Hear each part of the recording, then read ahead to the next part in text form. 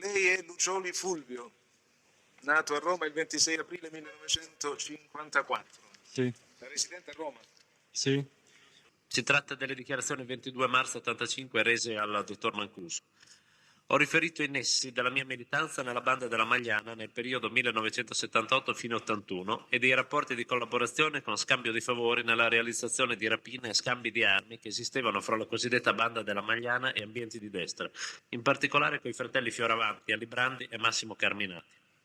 Ho investito dei soldi provenienti da rapine e da traffico di stupefacenti, consegnandoli nelle mani di Colafigli perché venissero trasferiti al Giro Carboni, notoriamente collegato a Pazienza.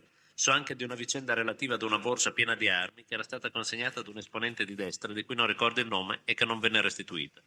Era il 1979, in un periodo in cui io mi trovavo in carcere. La vicenda poi mi verrà riferita da Carnovale Giuseppe, che mi disse di aver tenuto sequestrato il giovane di destra in casa sua su incarico di Giuseppucci, Abbatino, Toscano, Abruciati e Colafigli. La persona sequestrata venne poi rilasciata a seguito, credo, del ritrovamento delle armi.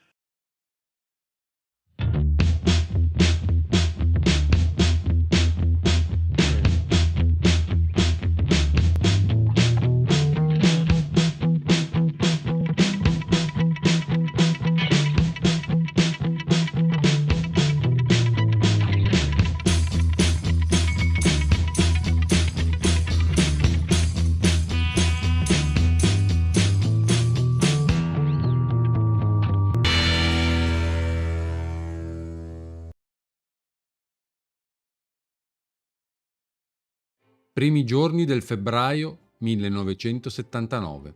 Stazione ferroviaria di Trastevere. Abbatino e Giuseppucci consegnano un borsone pieno di armi ad un assistente di Aldo Semerari, Paolo Aleandri, che si è reso disponibile ad occultare l'arsenale. Aleandri è tra i fondatori del gruppo neofascista Costruiamo l'Azione, movimento in cui militano anche i fratelli Alfredo e Fabio De Felice, Paolo Signorelli, Massimiliano Facchini, Sergio Calore e ovviamente il criminologo Aldo Semerari. 14 febbraio 1979. Giuseppucci, Abbatino, Mastro Pietro, Toscano, Colafigli e Danesi finiscono in carcere perché sospettati del sequestro del gioielliere Giansanti.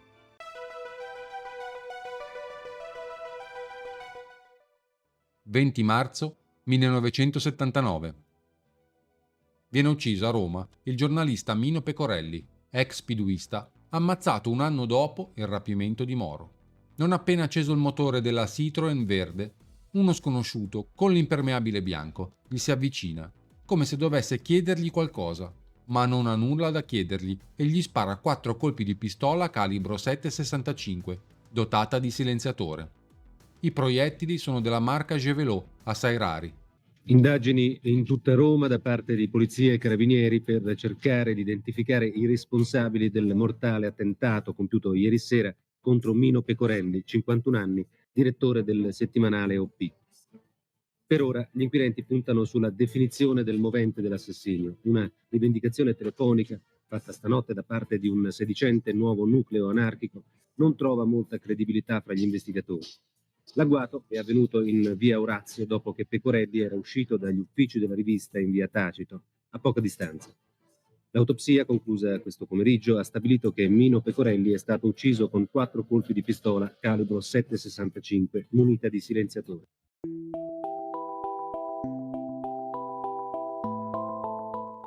Usciti di prigione dopo pochi mesi, ancora una volta con qualche manina benevola in tribunale, quelli della banda rivogliono le armi date in consegna a quelli di Costruiamo l'Azione, ma Semerari tergiversa e Aleandri pure. Un giorno, casualmente, Danesi e Abbatino incrociano Paolo Aleandri e decidono di rapirlo. L'uomo viene prelevato a forza mentre sta camminando vicino al Palazzo di Giustizia. È circondato ed afferrato per le spalle, quindi spinto in un'auto. Viene trattenuto in un appartamento a Vitigna per una settimana, da 3 o 4 persone, tra cui vi è certamente Fabrizio Selis, fratello di Nicolino. Per la liberazione di Aleandri interviene Massimo Carminati, che si fa garante per la restituzione delle armi. E dalla stazione di Trastevere, poco dopo, consegna un borsone con armi diverse da quelle sparite, ma pur sempre utili alla banda, fra cui delle bombe e 2 mitra MAB modificati. Da quel momento Carminati entra in stretti rapporti con Giuseppucci, che negli ippodromi presta soldi a strozzo con interessi del 20-25% mensili. Carminati gli affida i proventi delle rapine per investirli nel giro dell'usura. Inoltre si presta a fargli da recupero crediti verso chi non paga e sulle cifre recuperate si porta a casa il 10-15%. Giuseppucci lo mette in contatto poi con Santino Ducci, un gioielliere di via dei Colli Portuensi, ricettatore di preziosi delle rapine. Del gruppo di Carminati fa parte anche Alessandro Alibrandi, detto Alibaba, e di fratelli Bracci, collegati ai NAR di Valerio Fioravanti e Francesca Mambro. Lo stesso Paolo Aleandri, coinvolto in prima persona in quella vicenda, ricostruirà così l'episodio davanti agli inquirenti. È vero che Giuseppucci le chiese di custodire delle armi? Sì, esattamente, un sacco di... Quindi conferma quanto ha già dichiarato a proposito di queste armi custodite. Giuseppucci mi affidò proprio un sacco di tela molto alto con delle armi che erano di Giuseppucci. Io portai queste armi da Italo Iannilli a Tivoli. Lì successe un inconveniente dovuto proprio al fatto che lei prima recitava della differenza organizzativa tra il nord e Roma, cioè a Roma era un pochino meno rigido il fatto organizzativo, quindi alcune persone del gruppo si recarono lì prelevando varie armi e Italo Iannelli non percepì o non ricordò che questa non era la nostra dotazione di armi.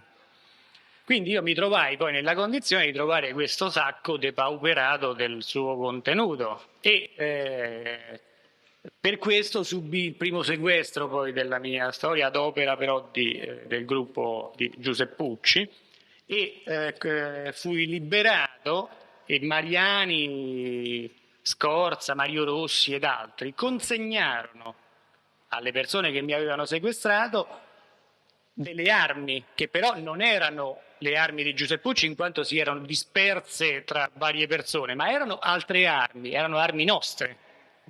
Tra queste armi io sono quasi certo, direi certo, anzi perché erano quelli mitra che erano a disposizione, che c'era uno o due di questi mitra MAB modificati in quel modo. Ecco, questa è, diciamo, sinteticamente la storia. Nella destra, almeno quella che ho conosciuto io, poi l'azione violenta fa premio.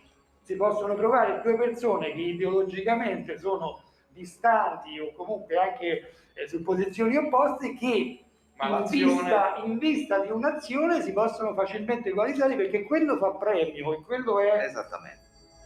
Vengo incaricato io di presentarmi all'Hotel Excelsior dove Gelli aveva una suite a sua disposizione nella quale soggiornava per alcuni giorni alla settimana. Mi viene chiesto di far presente a Gelli che comunque noi avevamo una piccola organizzazione, avevamo anche persone diciamo operative che quindi potevano essere utili in qualche circostanza. La loro idea fin dall'inizio della cosa era quella di avere le parti armate, diciamo, i gruppetti armati funzionali a questo tipo di strategia.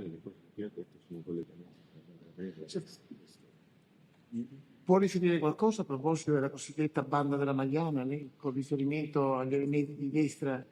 Ma io, banda della Magliana, entrò in contatto a Librandi noi eravamo amici con Carminati e Bracci, perché siamo cresciuti politicamente insieme, poi anche mio fratello erano compagni di scuola, quindi c'era anche un rapporto molto profondo di amicizia con i Carminati e i Bracci. E poi facevano politica nella sezione Marconi, noi eravamo a Monteverde, quindi eravamo molto vicini, quindi ci aiutavamo reciprocamente. Quando mio fratello fu arrestato, se non sbaglio, nel 79, quindi ci fu un blocco di nostre attività, perché non c'era mio fratello, che era lui che bene o male coordinava tutte le varie cose. Alibrandi entrò in contatto ancora più stretto con Carminati e Bracci e incominciò a lavorare con loro facendo delle rapine presso degli istituti bancari. So che Alibrandi entrò in stretto contatto con loro. Io li conoscevo e andavo a volte con dei pranzi con Carminati, ma io solo perché andavo con Carminati. Però che io sappia, Librandi entrò in stretto contatto con Carminati e Bracci dopo l'arresto di mio fratello nel 79. E l'arresto per l'attentato alla sezione del Partito Comunista di No, Cairoli? fu arrestato al confine con il valico in Italia per una pistola con che era andato in Svizzera per comprare uno stereo, invece quello lì che portava la macchina, Borgogelli, aveva nel portabagagli una pistola e ovviamente li fermarono al confine e li arrestarono. In quel periodo mio fratello fu detenuto per diversi mesi e quindi a Librandi si legò a questi qui, a Carminati e Bracci. Queste cose lei le seppe, diciamo, nel corso dell'anno 80. Quelle seppi direttamente perché Alessandro mi contattò chiedendomi se anch'io volevo lavorare con loro, se volevo lavorare con Carminati, Bracci e fare queste rapine, che poi c'era Magnetta e c'era anche Tiraboschi che lavoravano con Dimitri anche. Io dissi no, io lavoro con mio fratello e non lavoro con altre persone perché non mi fido. Infatti si risentirono anche. Benissimo, grazie. 5 dicembre 1979. Un comando costituito da Fioravanti, Dimitri, Alibrandi, Magnetta e Massimo Carminati rapina alla Chase Manhattan Bank di Piazza Marconi. $50.000 di travel check che vengono consegnati prima al gruppo di Giuseppucci e da questi al cileno Ramon Fernandez Alcaiga affinché li ricicli. In una banca di Piazza Marconi, un bandito vestito da vigile notturno è entrato nell'agenzia all'ora di apertura. Ha fatto entrare i complici. Insieme hanno rinchiuso ben 35 persone nei locali blindati. Poi sono fuggiti con 100 milioni. 24 gennaio 1980. Vengono arrestati presso la casa di Paradisi Giuseppucci, Abbatino e Alcaiga. In casa vengono rinvenute 2 pistole, $10.000 in travel check e una bomba a mano. 17 dicembre 1979. Antonio Leandri, un giovane impiegato di 24 anni, viene ucciso mentre esce di casa.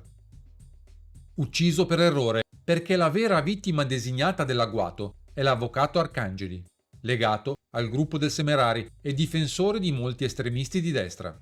Probabilmente il buio e la vaga somiglianza fra Arcangeli e Leandri, che pur avendo un'età notevolmente inferiore condivide con l'avvocato un'incipiente calvizie, trae in inganno gli assassini, che sparano e fuggono, ma vengono bloccati di lì a poco, dopo un breve conflitto a fuoco. Sono 4 giovanissimi neofascisti: Sergio Calore, di 27 anni, Antonio Dinzillo, di 16 anni, Bruno Mariani, di 19 anni e Antonio Proietti, di 20 anni. Nella vettura dei fermati viene rinvenuto un piccolo arsenale: 4 pistole, 2 bombe a mano, un fucile mitragliatore M12. Dinzillo, il più giovane, quello che sarà molti anni dopo uno degli esecutori materiali dell'omicidio De Pedis, dice dopo l'arresto: volevamo gambizzare l'avvocato, ma la ferocia dell'assalto smentisce nei fatti la versione dell'avvertimento proposta dal Dinzillo.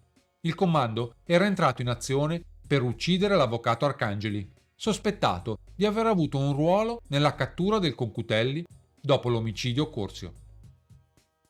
Gli assalitori ritengono infatti che a spifferare il luogo della latitanza del Concutelli sia stato Paolo Bianchi, ordinovista arrestato in precedenza, che avrebbe barattato la propria libertà con quella del Concutelli, e forse del Vallanzasca, arrestato anch'egli a Roma.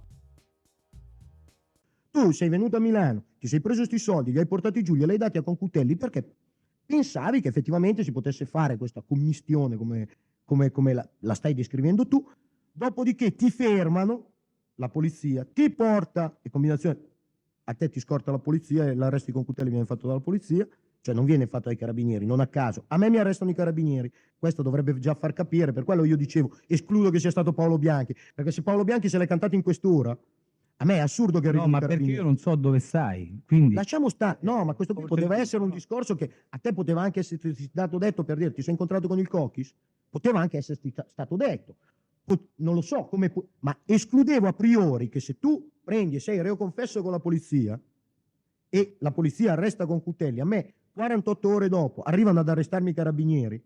Quindi per me è matematico. certo. Però un momento, non voglio usare il termine matematico, ma è molto probabile che tu te la sia cantata con la polizia e ti sei cantato per quello che sapevi alla polizia e fai arrestare con Cutelli. Ma tu, prima di essere arrestato, non penso che tu avessi intenzione di far arrestare con Cutelli, anche se l'altra volta hai detto era tempo che pensavo, che non pensavo, poi ti... certo. dico quindi a te, il momento che ti vieni arrestato e vieni messo davanti a determinate responsabilità, che ti viene prospettato la possibilità di fare magari 30 anni di carcere, non so quanti te ne abbiano minacciati, allora a quel punto dici, vabbè guarda, io vi faccio arrestare con Cutelli.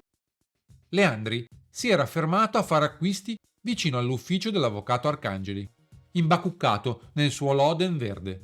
Quando viene chiamato, avvocato, distinto, si gira pur non essendo avvocato e viene colpito da 2 proiettili sparati verso di lui da Mariani. A sparare il colpo di grazia però è un altro soggetto, sfuggito all'arresto. Il suo nome è Valerio Fioravanti. Come mandante viene inquisito Paolo Signorelli, che verrà poi assolto, mentre Fioravanti, per il delitto Leandri, verrà, anni dopo, condannato all'ergastolo. Per Semerari, l'indagine sul delitto Leandri diventa una spia del pericolo che si avvicina alla sua figura. Forse, per la prima volta, Semerari teme che la sua fama e le sue conoscenze non possano tenerlo lontano dai guai. Mario Amato, sostituto procuratore della Repubblica di Roma, è stato assassinato stamattina in Viale Ionio, alla fermata dell'autobus che lo aveva portato al suo ufficio di Piazzale Clodio. Il giorno stesso della sua morte, Amato, pochi minuti prima di essere ucciso, telefona alla Procura di Roma chiedendo se gli possono mandare una macchina blindata. Amato sa che la sua morte è già stata discussa, approvata e commissionata. Glielo ha detto un detenuto. Lo ha confermato la polizia. Ma dalla Procura gli rispondono che non è possibile. L'autista della macchina blindata prenderà servizio solo più tardi. Allora il giudice, che non può attendere perché in ufficio ha del lavoro urgente che lo aspetta, va, come sempre, alla fermata dell'autobus vicino a casa. Qui un killer lo uccide con un preciso colpo alla nuca. 22 giugno 1980. Viene ucciso alla fermata dell'autobus il sostituto procuratore Mario Amato. Sta investigando sui NAR e su un gruppo di potere che si intravede alle spalle di alcune loro azioni. Aveva detto: sto arrivando alla visione di una verità d'assieme, coinvolgente responsabilità ben più gravi di quelle stesse degli esecutori materiali degli atti criminosi. Amato viene raggiunto alle spalle da Gilberto Cavallini, che gli esplode alla nuca un colpo di rivoltella, fatale, per poi fuggire con una motocicletta che lo aspetta, alla cui guida è Luigi Ciavardini. I funerali del magistrato sono stati celebrati nella Basilica dei Santi Apostoli. Il feretro è entrato nella navata portato a spalla da alcuni colleghi del giudice. La moglie sorretta dai familiari. Hanno assistito anche i 2 figli e la madre del giudice assassinato dai NAR. Il Presidente della Repubblica si è fermato accanto al feretro, teso, commosso. Poi ha preso posto tra le altre autorità dello Stato. Tutte le vittime del terrorismo sono state ricordate dal cardinale Poletti. A tutti i terroristi Poletti ha detto ancora una volta che hanno perso la loro inutile guerra. L'appello del vicario di Roma si è accompagnato ad un richiamo al pentimento e per tutti alla assunzione delle proprie responsabilità. A mettere sulla pista dei NAR Mario Amato era stata la questione dei travel check. L'omicidio ricorda quello del giudice Occorsio, compiuto da Concutelli, mentre stava indagando sulla P2, i Marsigliesi ed Ordine Nuovo. Quante persone erano in grado di sapere che quella mattina, la mattina dell'omicidio, il dottor Amato sarebbe uscito a piedi e avrebbe preso l'autobus? Cioè, so che mio marito ha chiesto una macchina dicendo che doveva lasciarla sua dal meccanico, quindi di conseguenza varie persone potevano sapere che quel mattino usciva a piedi. Le richieste da lui fatte venivano non raccolte anche dai suoi superiori, come per esempio quel giorno che doveva andare con l'autobus per la prima volta, credo in tutto l'anno, in ufficio, perché è sempre andato in macchina e chiese la macchina ma non gli fu data. La sentenza è stata emessa dopo sole 4 ore di Camera di Consiglio, letta in assenza degli imputati che hanno rinunciato a comparire in aula. E condanna Cavallini Gilberto, ritenuta la continuazione, tra i delitti ascrittigli il Fioravanti, la Mambro ed il Signorelli alla pena dell'ergastolo. 4 condanne all'ergastolo dunque, e non soltanto per l'esecutore materiale del delitto, Gilberto Cavallini, e per gli organizzatori dell'attentato, Valerio Fioravanti e Francesca Mambro, ma anche per Paolo Signorelli, l'ideologo, colui che in tutti i modi gli stessi terroristi avevano cercato di scagionare per dimostrare che l'assassinio del giudice Amato avvenne al di fuori di qualsiasi progetto eversivo. La Corte d'Assise di Bologna ha valutato invece che gli assassini abbiano agito con lo scopo di eliminare in Amato colui che con le proprie indagini stava per riconnettere tutte le sfaccettature della destra eversiva, individuare il comune denominatore di un movimento che, insieme ai terroristi, vedeva all'opera gli strateghi, quanti cioè degli atti di terrore si servivano per alimentare altre e più complesse operazioni di potere.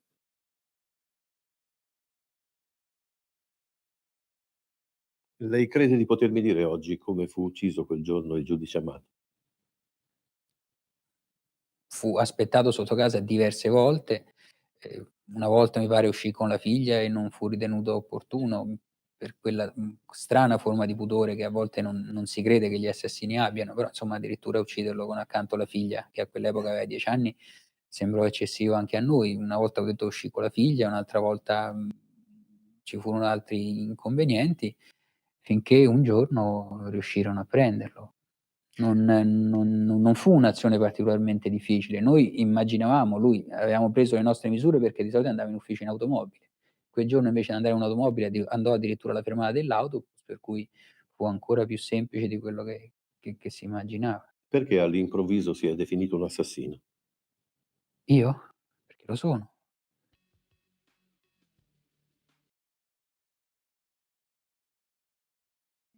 «27 giugno 1980.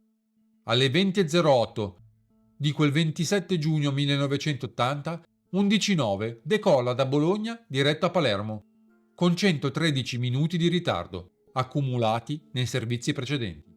Il volo si svolge regolarmente nei tempi e sulla rotta assegnata, lungo l'aerovia Ambra 13, fino all'ultimo contatto radio tra il velivolo ed il controllore procedurale di Roma, che avviene alle 20:59. Al momento della sparizione, l'aereo mobile dell'Itavia si trova a circa 7.000 metri di altezza, sul braccio di mare compreso tra le isole di Ponza e Ustica, e sta volando alla velocità di 800 km all'ora.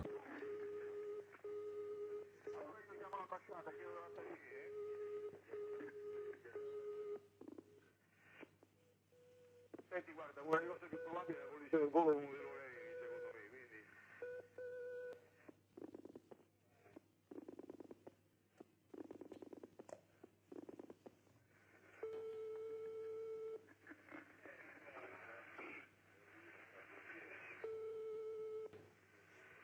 Si apre ora la ricerca delle cause del disastro. La società Itavia ha smentito l'informazione secondo cui la direzione di volo della società avrebbe attribuito il disastro a un possibile sabotaggio. È già al lavoro la commissione che è stata nominata dal ministro dei trasporti Formica. 18 luglio 1980. Vicino a Castelsilano, in Calabria, cade un MiG-23MS dell'aeronautica militare libica. Il corpo del cui pilota, Ezzedine Farah El Khalil, viene ritrovato privo di vita, poco distante dai rottami. Nonostante le versioni ufficiali, sia del governo libico sia di quello italiano, abbiano ipotizzato un malore del pilota, che, innescato il pilota automatico, sarebbe precipitato una volta finito il combustibile, si sviluppano ipotesi alternative sulle cause. In particolare, si ipotizzano collegamenti con la strage di Ustica di 20 giorni prima. Il ministro dell'Interno Giuliano Amato e anche me, che erano stati francesi decollando dalla Clemenceau, un aereo di marina, che aveva lanciato un missile non ad impatto ma a risonanza, perché se fosse stato ad impatto non si sarebbe trovato nulla dell'aereo d'Ustica, nulla. E la tesi è questa, che loro sapevano che passava l'aereo di Gheddafi per andare o per tornare alla Jugoslavia. La verità è che Gheddafi si salvò perché il Sismi, il generale Santovito, appresa l'informazione, lo informò che lui era appena decollato e tornò indietro. Giugno-luglio del 1980 è in questo periodo che Aldo Semerari compie un viaggio in Libia con il patrocinio del capo della polizia di quel paese e si incontra con Gheddafi. Successivamente svolge un viaggio negli Stati Uniti dove è in contatto con un suo collega, il professor Ferracuti, collaboratore del SISD in Italia e agente della CIA, nonché iscritto alla loggia P2. Semerari è anch'egli iscritto alla P2 e collaboratore del Sismi e attraverso la propria attività professionale presso la clinica Villa Mafalda, gestita dal servizio attraverso l'avvocato Era, agente del Sismi, ottiene informazioni dai cittadini libici, probabilmente dissidenti, che quel governo invia presso la clinica per cure. Attraverso il capocentro del controspionaggio di Roma del Sismi, il colonnello dei carabinieri Demetrio Cogliandro, il quale formalmente dipendeva dal generale Notar Nicola, ma nei fatti riferiva direttamente al generale Santovito, le informazioni sui libici del Semerari arrivano direttamente al capo del Sismi, Santovito. Quale sia lo scopo dei viaggi del professor Semerari e dell'incontro con Gheddafi, nella particolare circostanza descritta, molto probabilmente rimarrà un mistero. Dirà Carlo Semerari, fratello di Aldo. Mio fratello riferì a sua moglie, intorno al giugno-luglio 80, di aver ricevuto un giubbotto antiproiettile consegnatogli dal professor Ferracuti, che lo metteva al corrente che mio fratello correva un grave pericolo. Il Ferracuti disse a mio fratello che il giubbotto gli era stato consegnato dal generale Grassini e che era proprio il generale Grassini a fargli sapere che egli correva questo grave pericolo. Non fu detto da mio fratello a mia cognata in cosa consistesse quel pericolo. Mio fratello mi disse che il Ferracuti faceva parte dei servizi segreti italiani ed era in stretto contatto con i servizi segreti statunitensi, e cioè con la CIA. Come noto, Ferracuti fece parte della commissione istituita presso il Ministero degli Interni per far luce sulla vicenda Moro. Lei è il professor Franco Ferracuti, consapevole della responsabilità che col giuramento assume, giuri di dire tutta la verità, null'altro che la verità. Dica lo giuro. Si accomodi, professore. Lei è nato a Monottone, in provincia di Ascoli Piceno, il giorno 1 aprile 27, esatto? È residente a Roma. Le leggo le dichiarazioni che lei ha reso il giorno 21 novembre dell'85 alla Procuratore della Repubblica di Bologna. Ricordo innanzitutto che io sono stato fra le poche persone ad avere realmente ammesso la propria appartenenza alla P2. Sono entrato a far parte della P2 nel febbraio-marzo 80, presentato dal collega Mario Ceccherini, toscano. Fu iniziato dal Gelli in presenza del professor Gamberini, storico della massoneria, e dal generale Picchiotti. Io stesso, sulla scheda di adesione alla P2, mi definii consulente del Ministero dell'Interno e nessuno mi chiese spiegazioni, poiché evidentemente erano già al corrente della mia attività. Peraltro io e il generale Grassini eravamo gli unici interni al SISD privi di copertura. Il generale Grassini in quanto ne era il direttore ed io poiché svolgevo il compito di selezionatore degli aspiranti alle assunzioni civili presso il SISD. Effettivamente prestai al collega Aldo Semerari un giubbotto antiproiettile. Ciò accadde ai primi di luglio 1980. Ricordo che 1 o 2 giorni prima il quotidiano Paese Sera aveva pubblicato la notizia che il professor Semerari era coinvolto nell'omicidio del giudice Amato. 1 o 2 giorni dopo tale notizia il Semerari si presentò a casa mia in stato di ira ed irritazione. Mi disse che temeva di essere ucciso dalle Brigate Rosse e chiese protezione del SISD. Gli dissi che il servizio non forniva protezioni agli estranei e gli consegnai per sicurezza personale un giubbotto antiproiettile bianco di provenienza americana di concezione nuova. Lo avevo con me anche perché io all'epoca mi occupavo di individuare nuove tecnologie di interesse per il SISD. Il giubbotto lo consegnai all'insaputo del generale Grassini. Successivamente viene riaperto il verbale presente il testimone Lucioli Fulvio, il quale a domanda risponde: a Roma vi sono diverse cliniche nelle quali esponenti della malavita romana si ricoveravano periodicamente o ambulatorialmente e si facevano visitare per farsi certificare il vizio totale di mente. Nel giro si diceva che ogni tanto qualcuno di noi si ricoverava per farsi rinnovare la totale. Infermità totale. Sì, certo, totale. Virgolettato naturalmente. A domanda risponde: la clinica Villa Mafalda non è per me un nome nuovo, poiché anch'io sono stato a visitare una di queste cliniche dove venne ricoverata la moglie di certo De Angelis Angelo. Potrei dirne di più se fossi messo in grado di osservare direttamente la clinica. Il professor Semerari era lo psichiatra di fiducia della banda. Ha fatto perizie per Selis, D'Ortensi, probabilmente anche a Colafigli. Un giorno venne da noi D'Ortensi, detto Zanzarone. Era il 1978, per dirci che Semerari ci proponeva di collocare delle bombe, credo a Roma, e di effettuare alcuni sequestri di persona, dandoci un elenco di nomi. Ci prometteva di far uscire le persone eventualmente arrestate per questi fatti, come del resto era già riuscito a fare con D'Ortensi e con Selis, messi fuori grazie a perizie psichiatriche di favore. Ci fu un periodo a Roma in cui Semerari riceveva tutte le nomine di perizie psichiatriche dai giudici. Comunque, anche se era perito di parte, il suo giudizio era talmente autorevole che nessun perito di ufficio lo contrastava. Ho sentito fare il nome del professor Ferracuti spesso da Selis Nicolino. Ne parlava spesso anche con la convivente Salaris Maria Antonietta. A domanda risponde probabilmente Semerari, uomo dell'ultradestra, ci propose attentati con bombe per conto della sua area. Io e Selis rifiutammo la proposta che ci fece il D'Ortensi per conto di Semerari. I nomi delle persone da sequestrare sarebbero stati riferiti ad D'Ortensi da Semerari solo a condizione che avessimo accettato di fare alcuni attentati. 21 luglio 1980. Una pattuglia della polizia identifica in un bar 5 individui: Alessandro Alibrandi, Stefano Tiraboschi, Franco Giuseppucci, Danilo Abbruciati ed Enrico De Pedis. 2 agosto 1980 è la data della strage di Bologna.